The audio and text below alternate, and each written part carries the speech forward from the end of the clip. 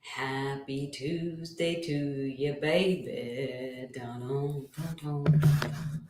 Hi, hi, hi, everybody. Okay, how y'all be on this Tuesday afternoon here in America, evening over the rest of the world, morning in some parts of the country? Hi, hi, hi, my little wavers on Instagram. Hi, hi, hi, everybody. I'm on SteamYard, Facebook. No, StreamYard. Facebook, Instagram. Crazy times, huh? How was it for everybody not having WhatsApp, Instagram, and Facebook yesterday? Did you get more done? Did you focus on yourself? I know I did. Okay, so hello, hello, hello. I'm happy to have you all here. Give me a thumbs up if you can hear me. I hope so.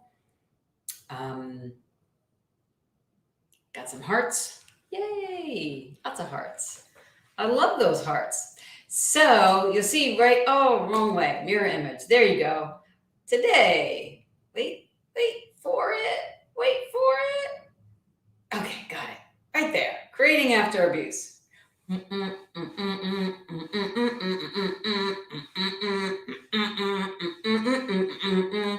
Whoever would have thought that I would do a little dance for creating after abuse? But man, my body be so happy this baby is published. Right now, in Spanish and English, with approximately 9 other languages on the way. That's right, I said 9 other languages on the way, including, I'm going to include it, wait for it, Japanese. I'm really excited about that, besides and in addition to every other language.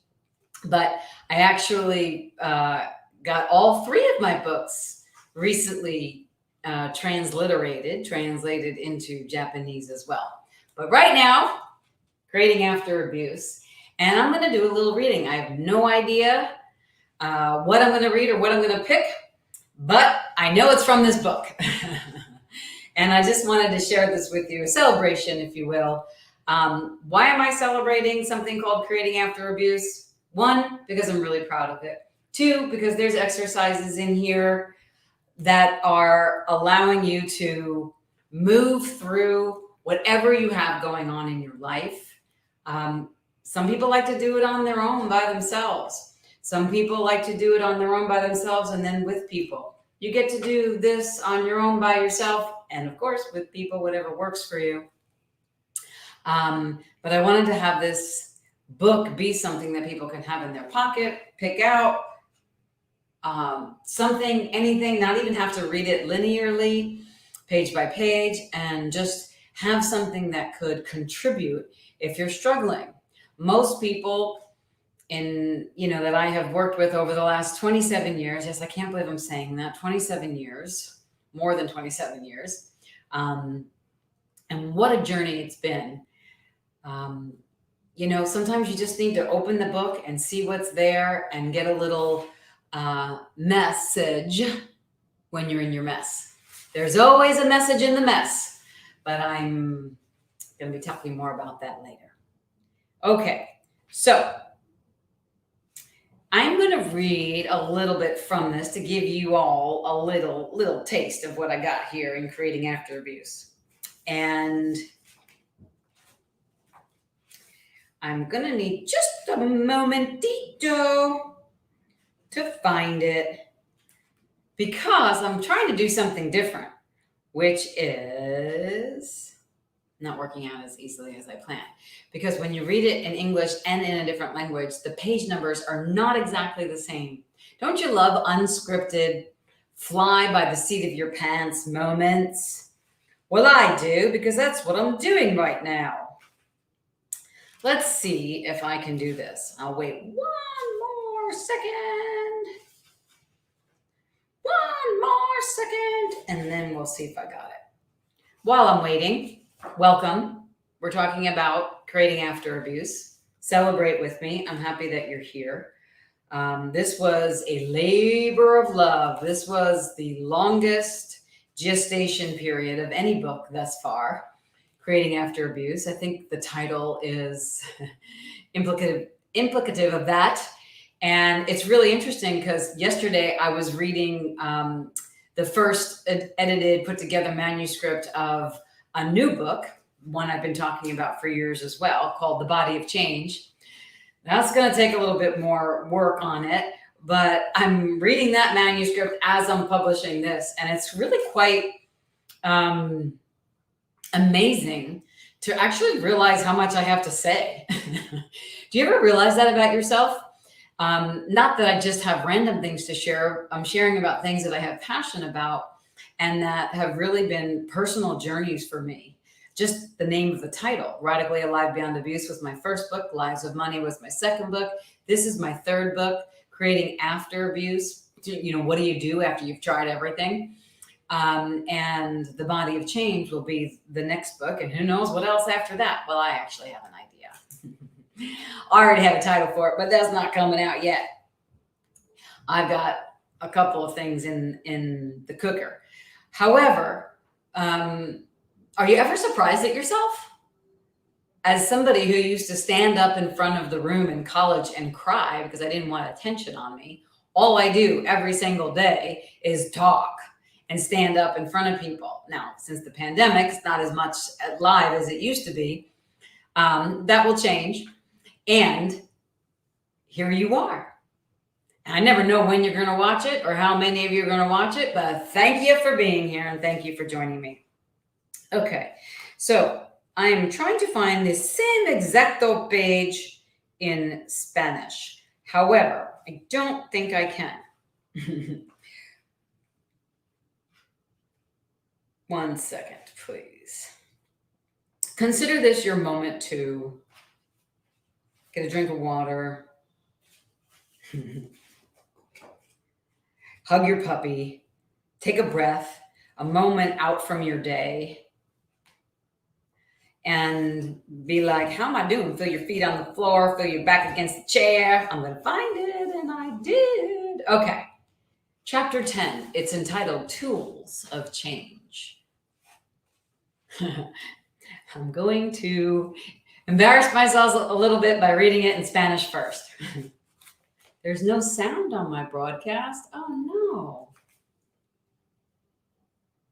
Oh, no. Hold on one second. Thank you.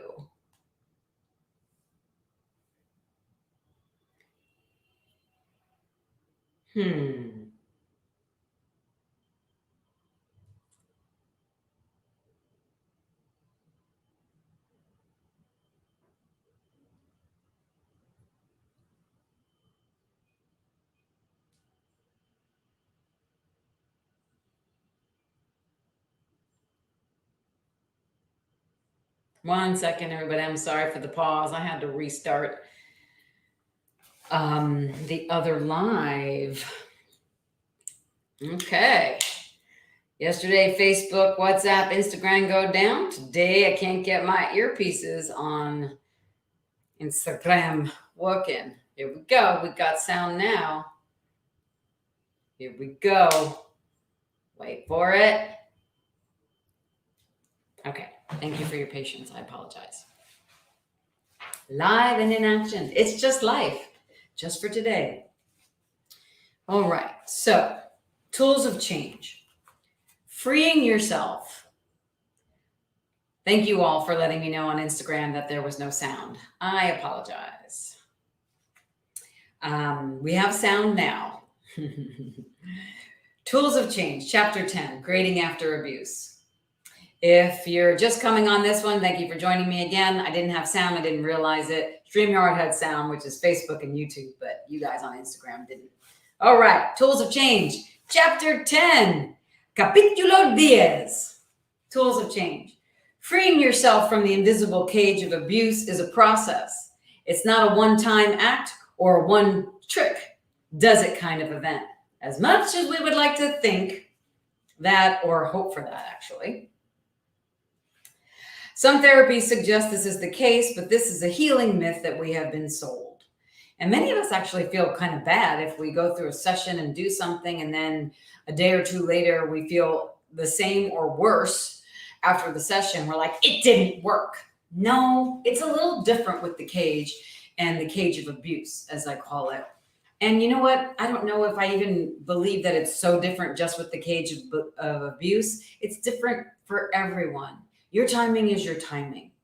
Do what works for you. Whatever method, means, modality works for you in the moment.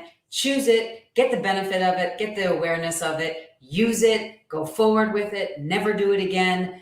You know, whatever works for you. Limitations, constrictions, abuses, there's so much going on in the world and always has been, but maybe we're more awake for it now. Just do what works for you and trust yourself. Many of us have waited for that moment. In my experience, it doesn't work this way. You may take one step out and retreat back into your cage, which is, if you don't know what the cage is, your limitations, your constrictions, the invisible cage of abuse. You can follow on Facebook or other social media to get more information about the cage specifically, if you like. So before we proceed, I want to ensure that you eliminate any wrongness in you about your personal healing journey. Would you do that right now? If I had a garbage in here that wasn't really big and pretty odd looking for me to show you right now, it's a little big, a little odd, but it's over there. You have a garbage probably wherever you're at. Unless you're driving, I hope you're not using your floor mat as your garbage pad. If so, clean it up. All right. We like clean spaces, especially when we got a lot of murky stuff going on around here, right? All right. So would you all just join me for a minute? Whenever you're watching this live or later on, whenever I see you. Hi, by the way. Hi, everybody. Please eliminate any wrongness in you about your personal healing journey. Like any wrongness. Like even like, oh my God, they're getting it quicker than me. It's been 10 years. I've done this. I have this, and this. I've read that, and that. And I'm still the same. Well, actually, if you've done all this, and this, read all that, and that, tried this, you're not the same. You just believe that you're the same, but you're not. Okay? That's a different thing. That's your mind playing tricks on you. Stop buying the lies and just forgive yourself. No matter what, I release the resentment at myself for my healing journey, no matter how long it's taken. I resign the regret toward me and what I think I lost or haven't done yet. I let it go right now. I retract, you know? My beloved, when I say, take that back, she goes, oh, with her words. I love that. It's so cute, but you know, take it back, retract the revenge of your own healing journey and revoke your rejection of yourself and even all those other healing things, whether it was tarot readings, a shamanic journey, a mushroom trip, an energy healing thing. I'm not promoting anything. I just know a lot of things are out there, okay?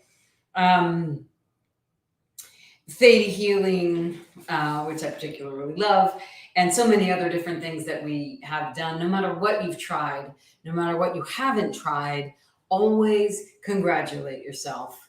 A colleague of mine, the co-founder of Access Consciousness, Dr. Dane Here, says, all's well that ends in awareness, right?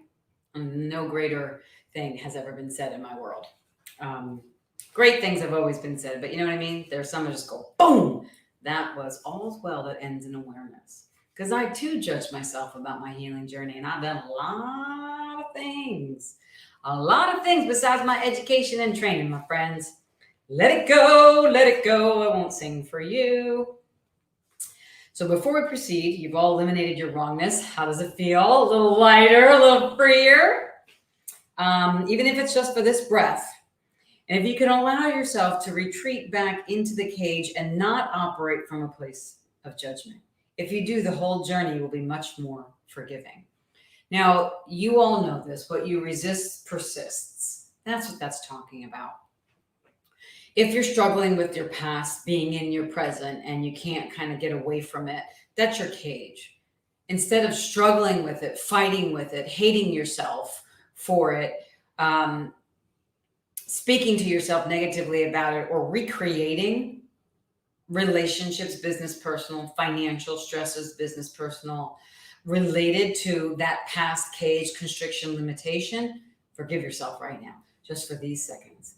Even if you don't feel it, even if you don't know how, even if you don't believe me, I don't care, because it's not about me, it's about you. Forgiveness is just forgiving you to get it off of you so that you can have some space to get aware of what you could possibly choose instead, or what you could possibly become aware of. All's well that ends in awareness. Instead of judging you. Judgment is so 2020, okay? Finding a language for the abuse. It comes in many forms. Abuse is a subtle foe. It infiltrates your awareness, it violates your being, and it anesthetizes, numbs your consciousness. Foul, not found, foul, not found, foul, not found. Wait, was that meant to be, like, if you're in an interaction with someone, is that meant to be, empowerment, or is that meant to be disempowerment? Subtle line. Sarcasm, right? Okay, finding a language for the abuse. I have found that one of the ways to begin to move beyond the cage of abuse is to engage in a conversation that enables you to get beyond the shame of what happened. Most people don't want to speak about it because they're ashamed they put themselves in that position. They're ashamed that they let somebody treat them that way. They're ashamed that they were married to that person, gave money to that person, joined that organized religion, answered that ad of somebody on a dating site or something, or many different examples, from the more egregious ones that we don't even want to look at but know happen all the time, to the ones we do every day by looking at ourselves in the mirror and starting that hamster wheel rolling. There's a term in psychology called alexithymia. It's the inability to identify the words and feelings that relate to your experience of abuse.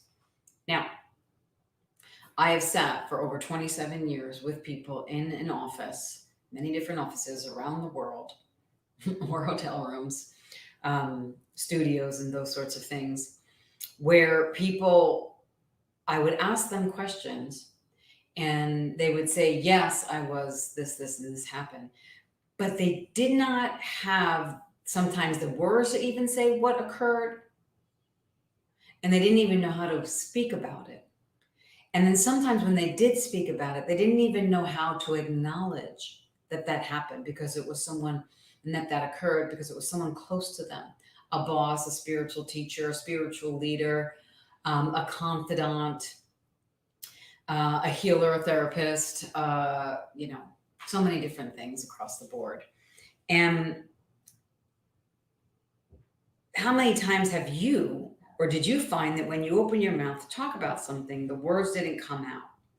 That is the part of you that hasn't been able to express and articulate your experience. It could even be in your relationship. It could even be in your business and in your colleagues. It could even be in authorities that you're in business with or something. You might just not have the words for it. But a lot of times people have the words for you about it. So this is the part of you that hasn't been able to express and articulate your experience, a voice that can guide you out of the cage. For some time now, you have probably been going along with the story of abuse. The next stage is to actually notice that you are going along with the story of abuse. Now, what I mean by that, because I'm not saying your abuse is a story.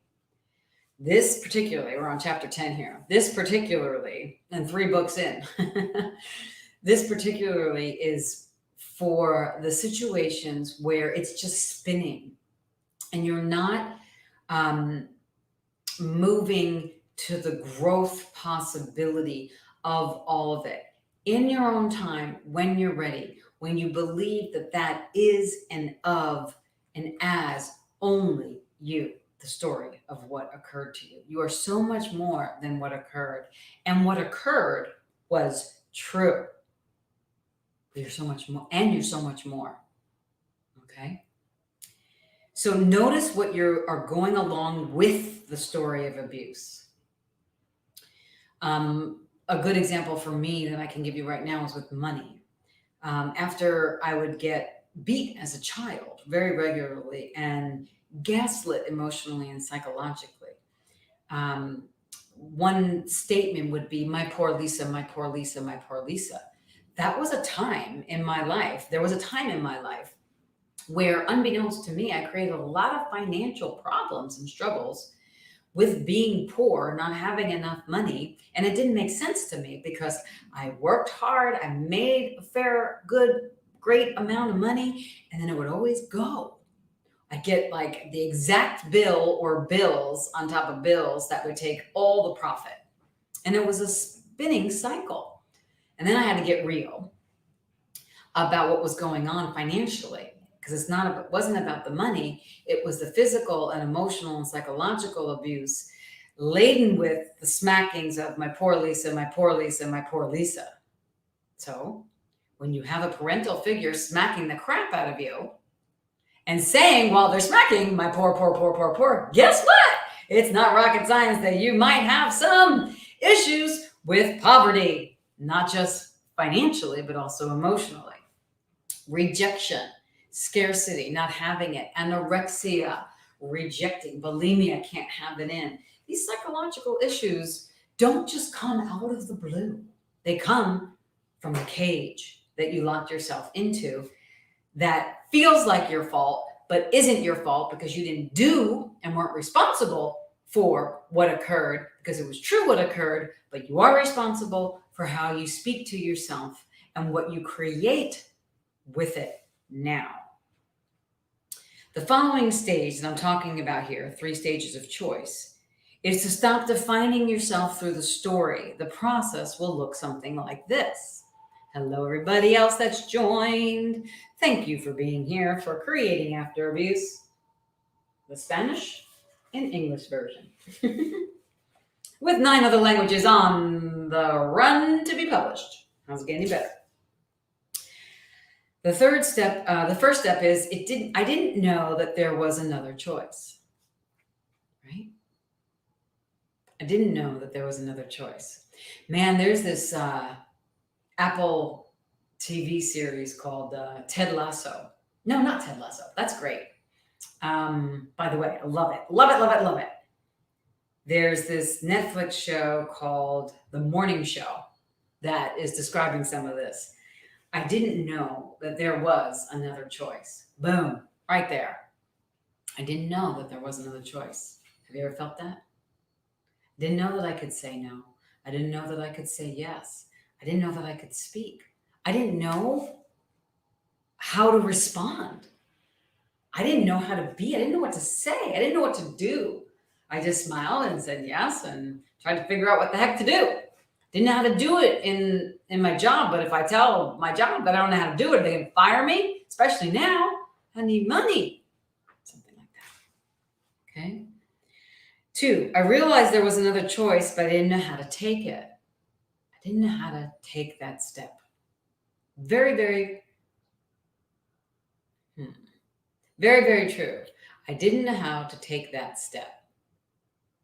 I didn't know how to take that step. How many times did you not know how to take that step? And so you stayed paralyzed and not did anything. Watched your possibility walk by, watched the opportunity to leave a terrible situation walk by, didn't take the position, didn't leave the relationship, didn't exit that friendship, wanted to go dancing, let's say, and then not doing it, and then 20, 30, 40, 80, 150, 250 pounds later, you're like, maybe I should have listened to my body. It's not because you're wrong. It's because you was filed not found. I didn't know how to take it. That's actually a true experience to maneuver beyond in abuse. I saw there was another choice and I took action on it. Now, of course, that is where you want to go. That's not a choice. I'm taking action on it. Okay? The 3rd step is the one we're focusing on in this book. It's the one where we move out of the cage and into radical aliveness. I saw there was another choice and I took action on it. And that's what I want to leave you here with. Whatever you're dealing with in your life, whenever you listen to this, it's perfect timing to see an action and take it, to know the choice and take it. All it takes is a 1 degree shift. A 1 degree shift is one action from what you see from your awareness. And it's also okay to become aware of, I know there's another choice, I just don't know what it is, and I don't know how to take it. And give yourself space to allow that awareness to show you the choice to make. Pause. The pause is okay. In fact, all of this is okay. I'm just bringing you forward to give you some contribution, perhaps, to what some of you may be experiencing. And if you're the one, number one, which is, I didn't know there was another choice. One of the ways that I abused myself was with alcohol for a very long time. And I always kind of knew that something was different about me with alcohol, but I didn't know it until I know it. And that was me with number one. I didn't know there was another choice. I didn't know anybody that lived in a world without celebrating at a wedding with champagne, without going out for martinis, without a Friday or Saturday night or a Thursday night or whatever, or Monday, Tuesday, Wednesday, Sunday, having a drink. I didn't know that that was actually even possible or a choice that one could make until I did. And voila, a number of years later, here I am, and I survived. That was one of the ways that I abused myself without even knowing that I was abusing myself. In fact, I was killing myself without even knowing it. A lot of creating after abuse is about the things in your life that are personal to you that may be killing you. And it may show up differently than I can check this box off and say, I was 4 when this occurred, and that's why X, Y, Z. It might actually be the more subtler judgments, limitations, and constrictions that have locked you in a cage of abuse, and you don't even know that you're abusing you. Because if you stay and don't allow that awareness to come in, you're choosing abuse of you. And that, my friends, is why I do what I do. Because when I got how terrible, mean, awful, bad, horrible, ugly, disgusting I was to myself, I woke up and I said, hell no, never again. And ever since that moment, I've lived every day to the best of my ability. Never again. I will lose whatever I have to lose to love me and to never feel that awful, terrible, ugly, disgusting way I used to feel about myself. Which also brings me to my next point that's in this book, which is what you feel about yourself is likely not what is true about you. It's what you believed to be true about you. Thank you so much for being with me here today. And for any of you that are listening in Spanish, I'll give you a little treat in the three steps and stages of change. No sabía, excuse my pronunciation, sabía que había otra opción. Me di cuenta de que había otra opción, pero no sabía cómo tomarla. Doing my best here. Number 3. Número 3. Me di cuenta, might be suenta, I don't really know. Me di cuenta de que había otra opción y pasé a la acción. If nobody's told you that they love you today, I do. Love yourself enough to free yourself and create after abuse. Crear después del abuso. Bye for now. Thank you for being here.